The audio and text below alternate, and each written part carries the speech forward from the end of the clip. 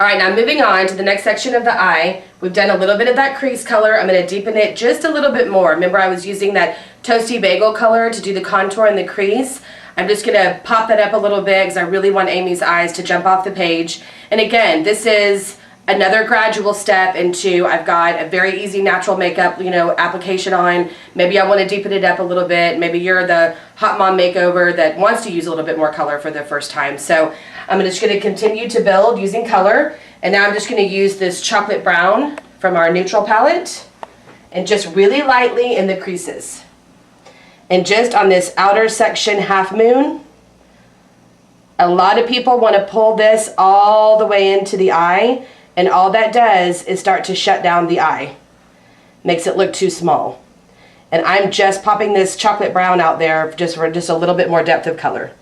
Okay? As you can see, and looking at Amy, the green in her eyes are really starting to come alive. Because I know a lot of people are not going to be using a lot of color during the day. And people always ask me what's the easiest way to get my eye to pop or to look larger without wearing a bunch of color. And I realize a lot of people just want to buy different colors of neutral browns. And there is a way of having too many browns at home. But again, just creating this framework around the eye is really making it pop a lot more. All right, the final step in this everyday wear eye is going to be the mascara. And I always remind people, pick up a packet of spoolies when working on somebody. You only want to dip in one time, okay? And never pump it because that's grabbing air, shoving it into the container, and that causes bacteria. And you should also, by rule of thumb, always throw away your mascara about every 3 months. Great ones are whenever they smell. I have one that smells like roses, and when it stops smelling like roses, you throw it away. So, with that said, just have them look straight forward.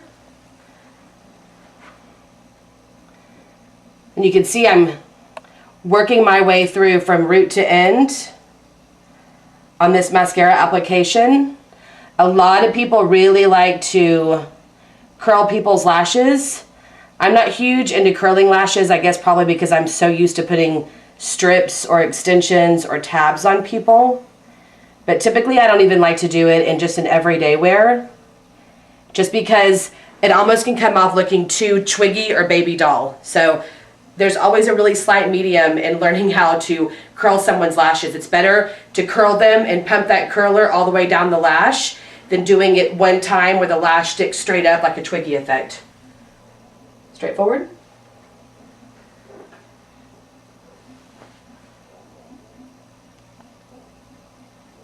Okay, look up for me.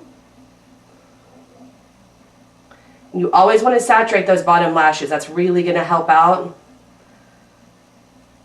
with framing the eye area and really making the eye color pop. Close them. Straightforward. All right, we're now moving on to the second sequence of the face, which is going to be the cheek area. Again, we've done some light highlighting and contouring on Amy's face, and I just want to bring a little bit of flesh of color to it. And then we're going to finish it off with a lip gloss, and that will be her everyday look. So I'm just dipping my brush into this color called Pixie. And I'm just going to tap this. You can see with the motion of my brush, it's really about a popping movement.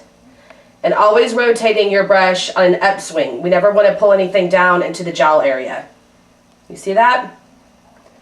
Oh, like it's all interactive. Can I get a hell yet? This is really going to help with the highlighting and contouring to open up Amy's face. And again, I always tell people, make sure you pop blush in on one side of the brush to work with. Keep the other side clean so you can buff away any mistake areas. All right, now for the final step, which is, I think, almost always everybody's favorite, is adding a little bit of lip gloss for your everyday look. And I'm just going to pop this Patty Cakes color. It's just a really light, sweet type of orange. And just going on. And just have them kind of half smile. There you go. And it's just going to add a little bit of color. A lot of women like just to be able to pop on a gloss during the day. So this doesn't require, obviously, a lot of lip line or anything. And also just kind of gives that dewy, fun, fresh look especially because Amy's got really nice lips. She doesn't really have to wear a lot of lip liner and lipstick, but we'll still show you that on the next application. She's going to go out for her after 5 look right after this. Cocktails. Cocktails. So I hope that you enjoyed this segment. This is our really easy day look. It's really about just highlighting and contouring the facial planes as well as the eyes with a little pop of color, and just making sure that there's a balance from the first quadrant, which is the eyes, to the second quadrant being the cheek area, to the third with finishing it off with a really easy lip gloss that you can throw on a lot during the day. And then whenever we come back, we'll be moving into an after 5 look, just using the same elements, but just how to pop it up and jam it up for the next after 5 look.